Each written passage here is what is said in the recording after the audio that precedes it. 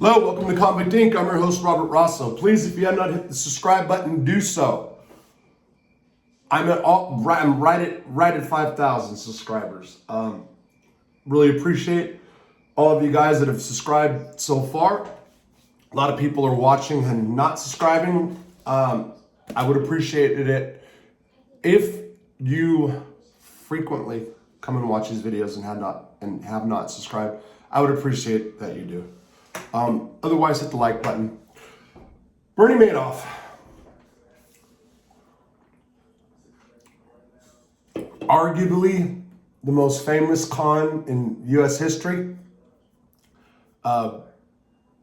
Media reports would say that he scammed 65 billion. That was the original reports. I believe he once told me, was it 12 or 20? I think he said there was about 12. It could have been up to 20. I'm sorry. And the reason I get confused is because I became friends with a reporter, which I'll talk about. Different numbers have been thrown around, blah, blah, blah. So, it's just one of those things. I was going over all these notes earlier, and in fact, did a 33-minute video that was just flat. Okay. Every night in Georgia Tech, as I mentioned numerous times, I used to watch TV with Carmine Persico. I heard other people talk about it. They called it Carmine's TV, and that's fair enough, for sure. Katie Couric was who we watched for the 6 o'clock or 6:30 news. Or was it 5:30 then, because it was on the East Coast? Whatever. I'm messed up on that too. But we watched Katie Couric. I believe that happened because of Kazi, because he liked Katie Couric. But nevertheless, we did. And on one of those occasions, we see the story, of course, about Bernie Madoff that was in the news consistently back in the day. Bernie just pled guilty. He was in court, and he was on his way coming to the feds. All right. There was a conversation between the three of us that ensued. Where's Bernie going to go? Where are they going to put him? Kazi believed they were going to put him in Otisville because it was close. He was from New York. He believed that he'd probably end up there. At the time, I don't think Otisville was what it is now, and I think it's predominantly sex offender. I know it was some years back. Don't know what it's like now. Used to be a sweet, sweet place to do time, and like everything, every prison has its day, right? Or days or years. But Carmine nailed it. Carmine said that Bernie would end up at Butner FCI1, and I agreed because there is no better place to put somebody with a high-profile case like that. I believe that Bernie would have been fine in any institution they would have sent him in. Would he maybe have had different problems because people thought that he'd saved money or had money stashed away? It's possible. Then it's possible that he might not. People get this false impression of how prison is. People might do time at Lee County or Big Sandy. That's a perfect example because Big Sandy, especially during the era when Chad Marks talks about it, that place was brutal. So maybe if you would have went to Big Sandy at that point in time, maybe you would have had a lot of problems. But if somebody does time in a USP and they have them in spread around in different spots, they don't realize like how much each prison is so different. No two prisons are the same. Politics aren't the same, even they can kind of half-ass be in the USPs. But so point being, don't know how Bernie would have fared out. I don't think he really would have had too much of a bad time at the other spots, but nevertheless. I was in the law library for a period of time. I was the only law library clerk at Butner FCI1. Most days I would go in, I would type out any article that I was working on, and this day was no different. A black guy that I knew named Muhammad Abdul Raziz Muhammad, like Charlie Brown or something from Ohio. He was a good friend of mine. Was in the library with me. Now, Muhammad was one of these habitual filers, never stops filing, even if it's frivolous. And he also had sleep apnea, and he was one of these people that he can be talking to you and then fall asleep. and he got really big, really fat. So what happened was he would like pass out, and he kind of looked like Grimace from McDonald's. So Muhammad, one day I'm typing, I'm in the back, and there comes Bernie Madoff. He was actually coming back from the laundry. I had recently reported that he was coming back from the laundry with this bedroll and ham. And a conversation between Muhammad and I took place in which we were looking at this guy saying, have you ever seen a new fish look so happy? Never, never, never, never, never in my lifetime have I seen a person in a county jail, federal system, state prison system look so happy and relieved as Bernie Madoff did when he came to Butner. His gait was calm, cool, collected. The smile on his face, it was like maybe he was walking into Disneyland rather than a prison. Everything about him just said, relax, comfortable, I got this, this isn't shit. And that was really, really surprising for me. We made jokes, that is Muhammad and I, Muhammad said there ain't no way if I just lost $65 billion, I'd be looking like that. Anyway, they placed Bernie in Clemson unit. Clemson unit was by far the best unit in Butner FCI 1. It was small. What made it good is it was small. It was like 50 people. Carmine, I, and Kazi lived in Georgia Tech. That was like a little pen. They used to call it a little USP because it was a little rowdy. But, that was the way we like to live, the cell situation as opposed to the cubicles or what they had going over in Clemson unit. The first people to roll up on Bernie from New York was Stevie Mialakis. He's from Maine/New York, and a dude named Drew. Him and Stevie used to hang out. Carmine had sent Bernie some stuff when he found out that he was on the compound. Shower shoes, some food, soap, deodorant, stuff like that. When I got back to my cell that evening from the law library, my cellie Derek Schlesser from Texas said, hey man, did you meet that dude Bernie yet? And I said, no, but I saw him. He's like, man, he is just like us. And I said, what do you mean just like us? And he is like, he's like, he's been down a minute. It's like he's a prison. He's just like a normal person. You would never think that he was in the New York finance game. Sure enough, when I went out to the yard later that night, I found out that Derek was absolutely right. Bernie, I've read it before. I don't know if it was Steve Fishman that wrote it. I don't know if it was Mark Seal. I don't remember who it was that said that he had like the intellect of it was like talking to a mechanic. Now, mechanics nowadays almost need to be computer scientists, right? But the point being is an average Joe, blue collar type of guy. That's what he was trying to say. And that was true.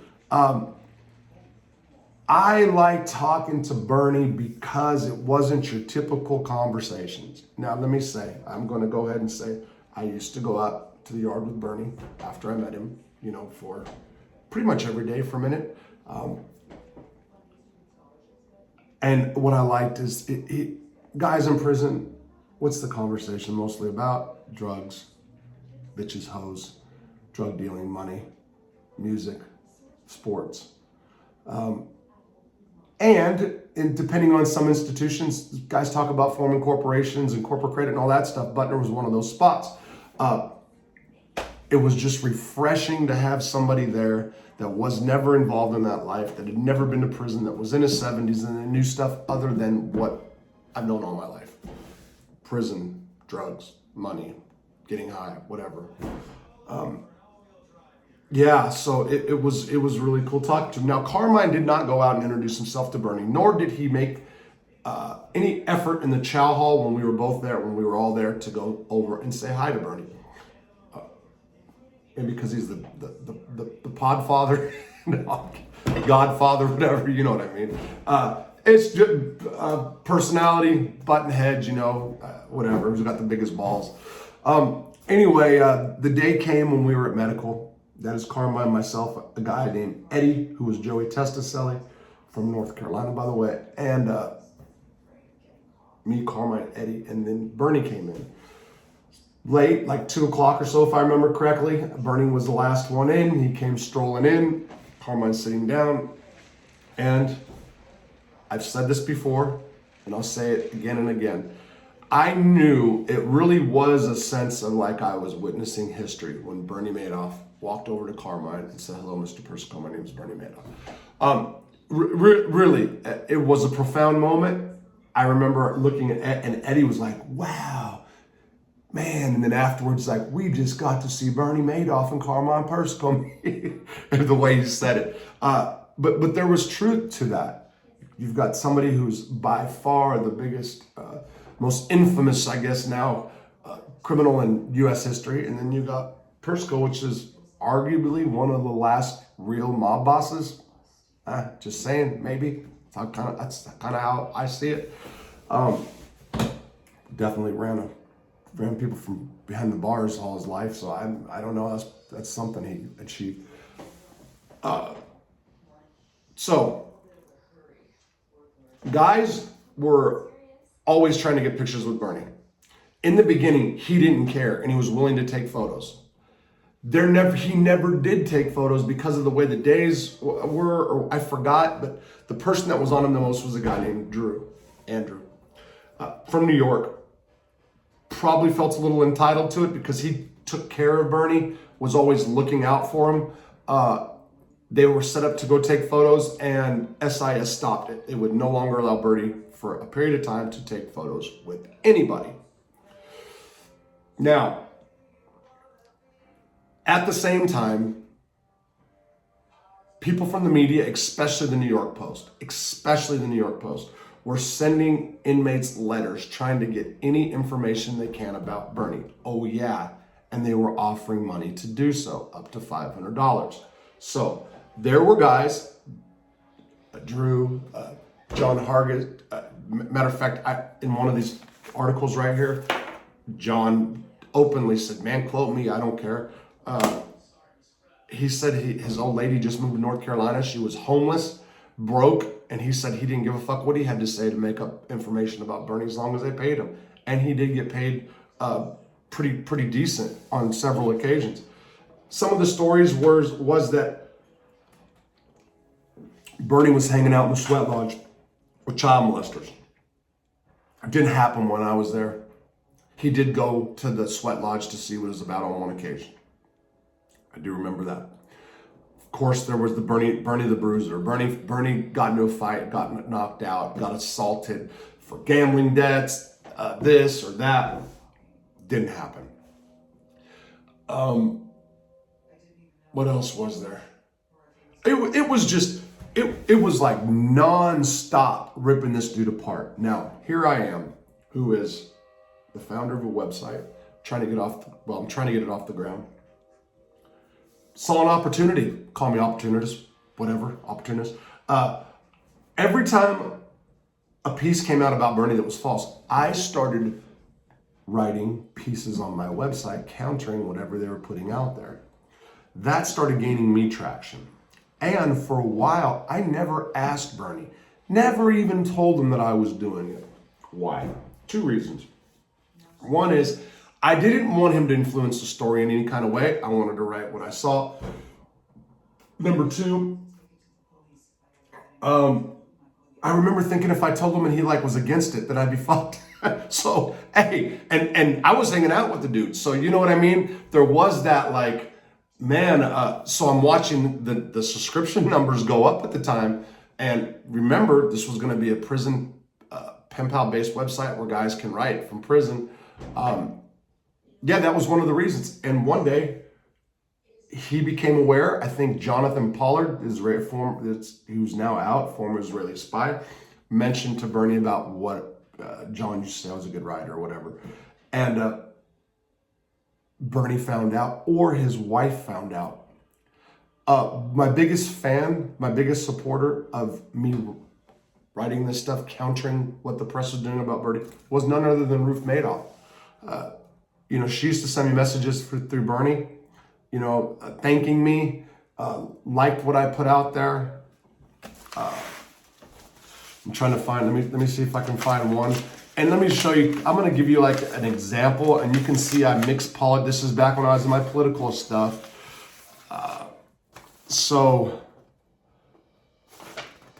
This is a long one. I'm not going to do this to you guys right now. Wow, I just had this. Okay, here's one called Bernie's Back. Now again, notice the politics in here. You guys will see. And it's kind of, I think I was pretty much a nut. I don't know. This one's called Bernie's Back. On Monday night, December 29, 2009, our local ABC affiliate station here in Butner, North Carolina, ABC 11, reported that the two top stories visited on their website during the Christmas weekend were Bernard Madoff being injured in prison and John Gosson's New York apartment getting ransacked, possibly by his disgruntled ex-girlfriend. If those were the most Googled stories of the weekend, then it should come as no surprise that some jihadist jerk-off wearing a panty bomb lit his balls on fire and nearly took down Northwestern Airlines Flight 253. Rather than worry about the safety of our country, you idiots are more worried about what John and Kate's mating habits, why Tiger's Woody went wild, how big the knife was that Charlie Sheen held to his wife's throat after he beat her ass, and how Bernard Madoff is doing behind bars. This is just another fine example of how sick you fuckers really are out there. I think I just like attacking everybody that was free. I don't know. Listen, you creeps, I know there are a lot of haters out there who would love for something horrible to happen to Bernie. And I know those blood-sucking scumbag reporters started polluting the airways with the allegation about Bernie Madoff being injured here at FCI Butner. And I know when those blood-sucking attorneys. There were plenty of people praying that some psycho inmate, perhaps upset that Bernie duped thousands of you risk-taking losers out of your billions of dollars, had beat Bernie's ass. Some probably even hoped that one of Bernie's crybaby Ponzi scheme victims paid an inmate to do a contract hit. Well, sorry to ruin your little fantasies, assholes, but Uncle Bernie was not the victim of assault, but rather the victim of socialized medical care. That's right, I said socialized medical care. Socialized medical care, universal medical care, prison medical care, it's all the same thing. And don't worry, now that Nancy Pelosi and Harry Reid have nearly completed the framework, which will eventually be universal health care, you will all be victims too, just like Bernie was. So prison doctors and nurses who have no incentive to be all they can be because of pay scales and salary caps screwed up Bernie's medicine. That's a fact. That's why when he got up to use the bathroom on the morning of December 19th, he fainted and fell face first, smashing his big Jewish nose and hurting his ribs. Well, because the injury he suffered did warrant immediate medical attention, the highly trained professional staff we have here at Butner FCI did a thorough investigation to make sure no foul play was involved. This led to a bunch of prison gossip, which caused inmates who are illegally on the payroll of newspapers like the New York Post to start creating lies about an assault that took place, but did not. Again, these were rumors created by lying inmates who were hoping to sell false information to reporters.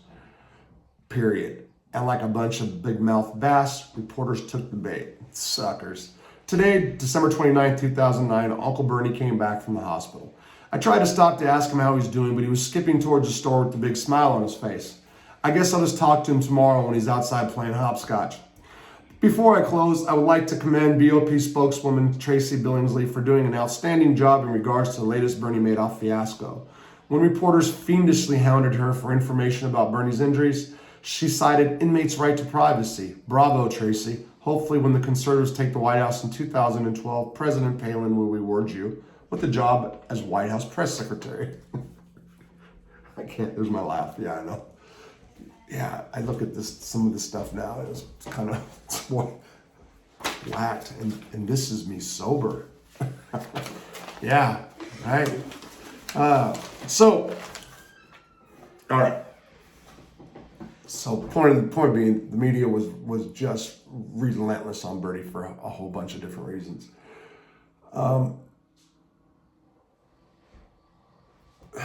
So as we got to started being friends, I realized how little Bernie knew about anything else. Current events, no. Anything outside of New York, he didn't know much about politics whatsoever. Didn't care. Celebrity gossip wasn't happening. They donated to political campaigns least possible margins, right and left. He really had no idea what he was. Voted Democrat, I believe. Yeah, I voted Democrat most of the time just because. Did make a comment that he felt that he had conservative leanings as he was starting to watch more news. When he came to prison, he started following current events, watching news, and reading books. He'd never read books. That's one thing he enjoyed. And, you know, the Grishams, those, that kind of stuff. Also, there was a day, yeah, and I know, and I did say this somewhere before, but this is, yeah, sure. So there's a couple things that were happening before I tell the story. There was a couple of young black kids in that unit that were, you know, always riding Bernie. Hey, Bernie, what's up, Bernie? You know, stuff like that. Just always on him. By the way, Uncle Bernie, I gave him that name. Also, Stevie Mialakis deserves credit for that. I saw that he wrote a letter to his daughter-in-law. I was watching one of these specials one time, and he wrote, they call me Uncle Bernie here. You know, he was kind of like trying to say, I guess, that he had it going on or he was doing good or whatever. And he was doing good for prison. And then he started that store, and I'll go there. But Stevie and I used to say frequently, and Kazi, so Kazi's right there too. So we say, hey, where's your uncle? So that could mean Carmine. You know, it was just a little term that we used. Hey man, where's your uncle? You know, hey, he's not my uncle. So we started saying Uncle Bernie. And that was me and Stevie Mialakis that did that. A lot of people started calling Bernie Uncle Bernie, and he did like it. So this one kid that I used to give him a bad time, he came in one day to watch Inside Edition, and he did watch the news. He did follow all the stuff that was being said and written about him. He did go to the library and read the Wall Street Journal. He did all that. Guy was sitting in his seat. He hadn't been there probably 3 or 4 months. And the kid had his feet up on the back of another chair. And Bernie says, hey, can you get out of my seat? And the kid before he can say like no or get the smart remark out of his mouth, Bernie snatched him by the ankle and boom, dragged him out of the chair, and he slammed down and hit the floor. The guys that were there, I was not in Clemson when this happened. They said it was so crazy because he didn't even bat an eye. You know, it just ripped him up out of that chair. Now, I don't remember if it was like right after this incident or within the time frame or if it was before, but I remember him saying, you know what, Robert? I never realized I was racist. And there are a lot of guys, white guys, that go to prison and all of a sudden have different feelings when it comes to race. I've had guys put comments on this, on my, excuse my nose. I've had guys put comments on this platform, in the comment section of the YouTube about this. My theory is whites are minorities in prison. So, you know, anybody that's in a minority situation starts, you know, having ill feelings towards the majority. I do believe there's something to that.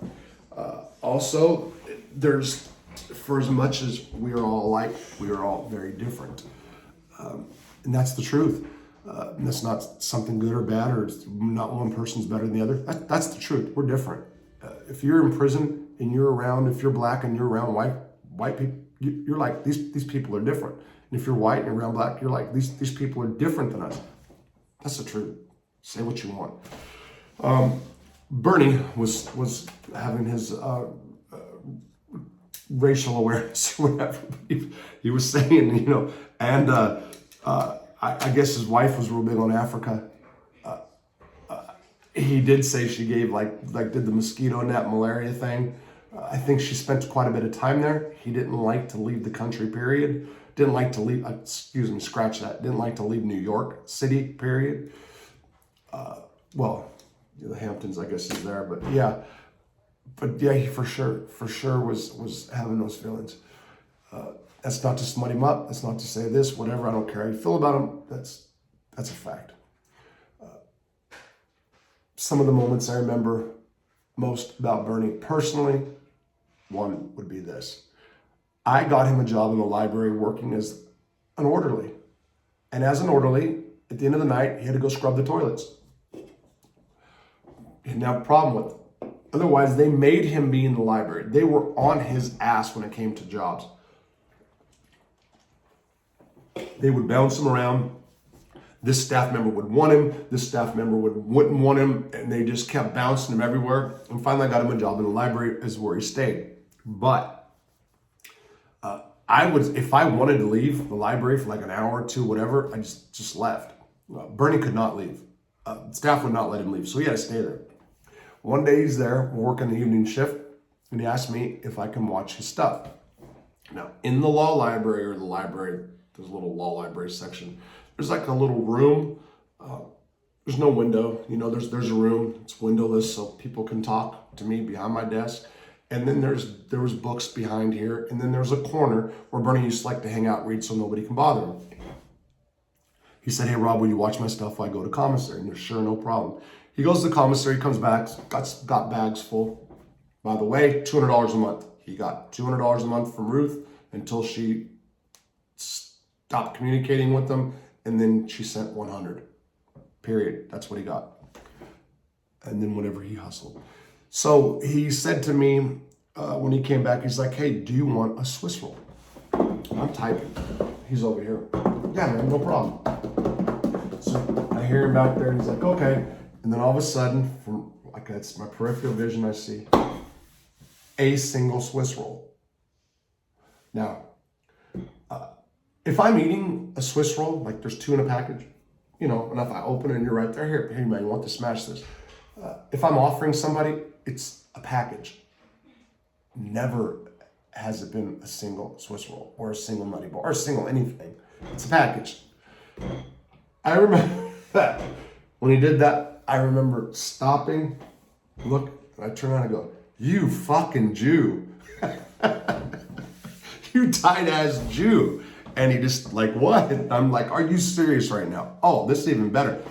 He took it out of the package, put it on a piece of paper, little paper towel, napkin, whatever, and then sealed the plastic and put a little piece of tape on it and brought it back. And I just thought it was like the funniest goddamn thing I seen, because it was so crazy. But yeah, he did that. Also, prior to Mark's death, we were on the bocce ball court. Carmine Kazi was out there. Jonathan, I think Pollard made it out that day. He didn't go out a whole hell of a lot. There was a bunch of other people, but Bernie was talking about the hospital wing I think he had after his son got cancer, Andrew. They got really big into giving money, philanthropy towards cancer, which I guess the money was all illegal, but what I don't, and when he was talking about him being diagnosed with cancer, he cried. Yeah, that was pretty touching. That's before Mark. Now, when Mark died, it was a weekend. Yeah, it was the 9th of December. It was 2 years to the day since he told the kids what he did. And by the way, I believe that story is true and accurate. I believe that they knew something was going on. I don't know how much has been revealed or what the truth is now, but probably some more people knew than he said, but not the kids.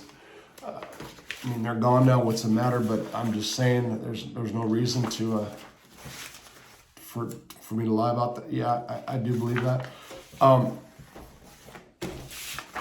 So this was at his sentencing hearing. Bernie Madoff said, "I left the legacy to see a sham." So on Saturday, December 11th, around 9 a.m., 2 correctional officers here at FCI Butner escorted Bernard Madoff from his prison cell in Clemson unit to the lieutenant's office. It was there that he learned the devastating news that his son Mark had taken his own life. After being allowed to make a private phone call to his wife Ruth, Bernie returned to his cell in total shock and disbelief, and he stayed there for some days. So I wrote this piece following what happened. And one of the things that was real tragic is there was false reports that came out that Bernie didn't want to go to the funeral. His attorney released a statement explaining out of respect for his family, he would not be attending Mark's funeral. Now, that was really a bunch of bullshit. He couldn't go. They wouldn't let him. You can't get a furlough like that in the feds. He wanted to go. I think the wife was pushing back against any thought of it. And I forgot, something happened with the service in the long run, I do believe. Oh yeah, Stephanie chose to cremate her husband. It should be noted in the Jewish faith, such as Mark belong, cremation is forbidden. Bernie did talk about that. So that happened, the issue with Mark, and he stayed in for a while. When it was done, he come to me and he said, "Hey, what's going on with the blog Convict Inc? I'm getting ready. I want to start writing." What he really wanted to start writing was anything to counter the media, like I had been doing for him, and putting it in his own words. Because of family member couldn't get it taken care of, we never got the opportunity to have Bernie blog for us. Fucking tragic, but that's what happened. Around the same time, there was a night, and it was actually a little before his son's death. There was an incident that happened that I've talked about on different news outlets. One of them was Ponzi Supernova with Steve Fishman. This made big attention, and the sit down. Jeff asked me about this a little while ago, and I'm going to go ahead and tell this story. This happened 2 different times, and I've got them mixed up, but I will say the one as I wrote about. Gabriel Della O, Hispanic male, 38 years old, out of Texas, was also Carmine Persico's cellie for a period of time, quite a long period of time, actually. One night, we wanted some hot chocolate. Store guys didn't have it, so we went outside, and there was Bernie Madoff in a circle with people in the middle of a circle, people around him. It's the 7:30 move. That's 7:30 pill line. So a lot of movement's happening. Guys going to the yard, guys doing hustling, making dope deals on the sidewalk, whatever. And there's Bernie, and he's like this, got a coat on, and I just walked up and I just laughed. I'm like, you need the baggy pants and the golden chain, the gold chains, and the golden teeth. You'll be in. You know, you look like a crack dealer. He laughed, made a comment that I told him I was going to sell information in the news, and he said, "Call Inside Edition. They pay the best." Yeah, he was really on Inside Edition. Devin Marvel. That was really funny. This happened another time. I was with Stevie Mialakis, and that's how I've confused the story in the past. I was just reading this right now, and that's exactly what happened. Now, Bernie ran a store, a 2-for-1 store. Actually, it's a 50% store and a 2-for-1 store. That is, you get a candy bar or get a soda from him for $1. He puts it on credit. You give him $1.50 back worth the store. Or you get 1 soda and you give him 2 sodas back. When it came to the hot chocolate, he had a plan, and that plan was to conquer the hot chocolate world. He was going to buy every freaking package of hot chocolate and resell it. Hot chocolate was 20 cents. He was reselling it for 30 cents. That was a hell of a hustle he had. He made a lot of money doing that. I know people, that's probably surprising that he would make that much money. He made a lot of money just selling hot chocolate alone.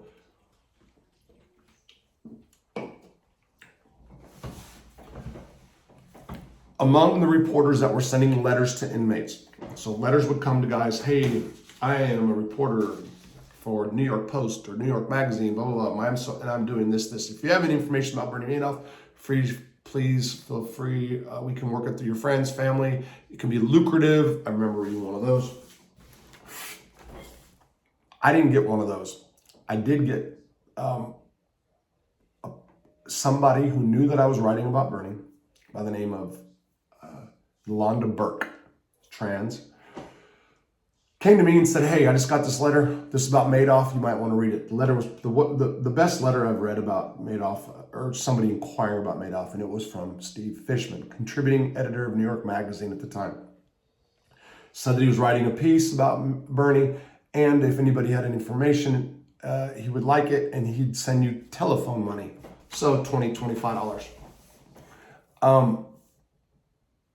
I took the opportunity to write Steve. My motives purely driven by wanting to push my website, and two, it did feel good countering all the bullshit about Bernie. It felt good that some people were paying attention to it, and I thought it was pretty fucked up about how he was being done and portrayed. I did. I know a lot of people hate the dude. I know there were suicides. I made comments about sniveling donor. Look, that was my humor. I know that there was a lot of bad done, but I didn't look at him through those eyes, or that prism. I was looking at him through a fellow prisoner, and he became my friend. Period. It is what it is. So I wrote Steve and, introduced myself, said this and that. And sure enough, he wrote a piece called Bernie Madoff Free at Last. And in it, I'm quoted in it. It talks about my relationship to Bernie and to Carmine and sitting at Carmine and Linguini and whatever. Talks a lot. The problem with the piece, and I was quick to point out to Steve, was that it was again full of lies. Now, there was a guy by the name of Kenneth White from Philadelphia, one of the best mural artists I've ever seen. Talented heroin addict from Philadelphia. I was going to say light-skinned black guy, but he's like a white black guy, if you know what I mean. Just like, so his skin was even whiter than mine. Big fro. Philadelphia, you can tell he's from Philly. He had that Philly pride about him, you know what I mean? The Black Power Philly thing going to. You guys all know what I mean. No offense to friends in Philadelphia, black people in Philadelphia. Many friends from Philly. So he was an artist. He came to me right before he went home and he said, "Hey, Rob, can I see that magazine?" I used to get 13, 14 magazines. Sure, it was a picture of Bernie Madoff. He goes and he draws a picture of Bernie Madoff on this piece of, just a big ass piece of art. Really good. Looked just like the cover of the magazine. Then walks across, he waits, spots Bernie, walks across, said, "Hey, Mr. Madoff, I'm on my way out the door. Can you do me a favor, sir? Can you please sign this? Because I'm going to hang this on my fireplace at home." White has never had a home with the fireplace. I don't know if White ever had a home. He talked about being homeless often. So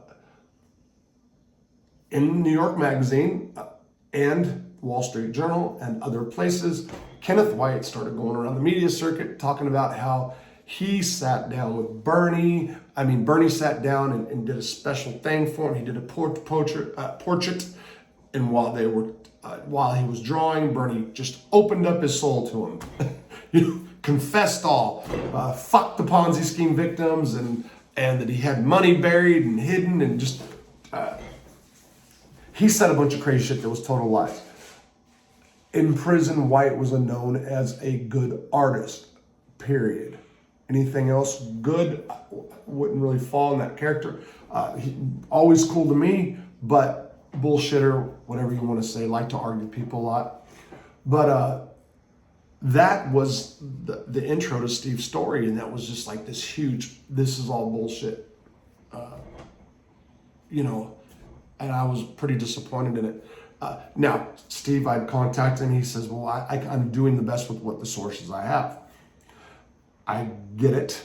But when you write a whole piece that's just based on total bullshit, and again, to his credit, he's right. He couldn't get the honest people. But it was crazy horrible as far as the lies go in that story and all others. So I'm not picking on Steve here. He's a friend. Okay. So I approached Bernie shortly after that, and I said, "Hey, I want to interview you one-on-one. I want to do your first interview." He said, "Rob, no problem. I just need to get past a few things, and I need to work with get my attorneys to okay it." He also, like I said earlier, wanted to start writing blogging for Convict Inc. The person who's building the website never could get that off the ground. All of a sudden, I'm trying to think before I go here. Have I missed any key Madoff stuff? Probably. One day I was notified that I would be leaving. Now, I go up to Bernie. I say, "Hey, Bernie, listen, they're going to ship me. like now, like tomorrow, can we do this interview? And he's like, you know what? Sure, no problem. Let's meet in the library tonight. Actually, I had like an hour. So I ran back in the unit. And I remember just freezing up like on questions. So this is a very, very big deal. This is going to be Bernie Madoff's first interview, first time he talks to the press.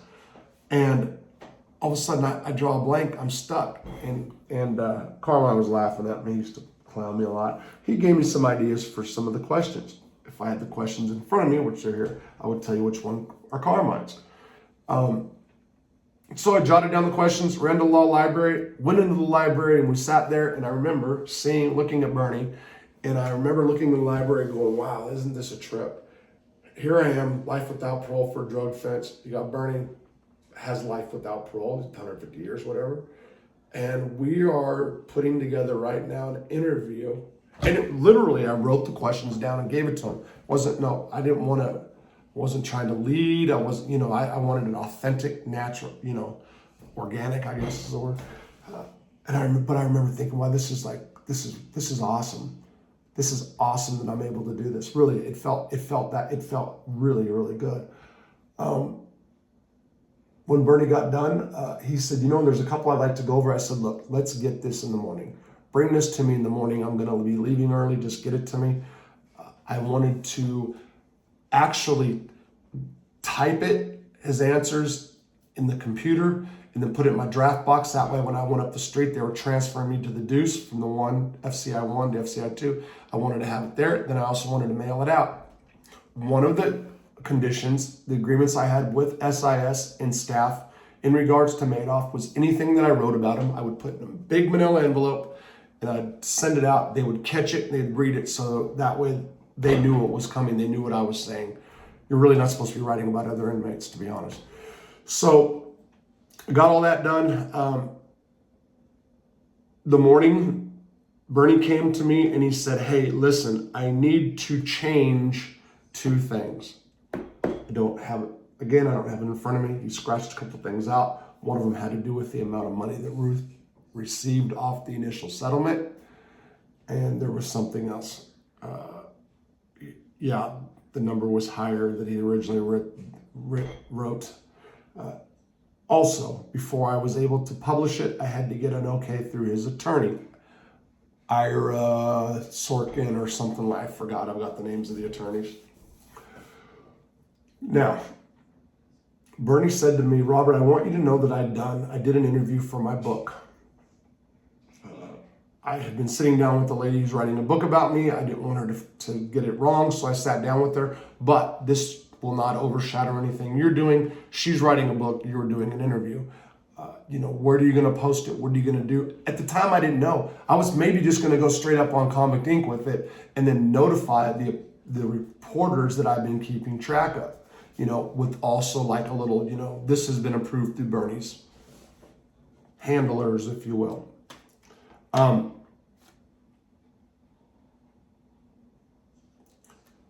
Steve Fishman wrote me.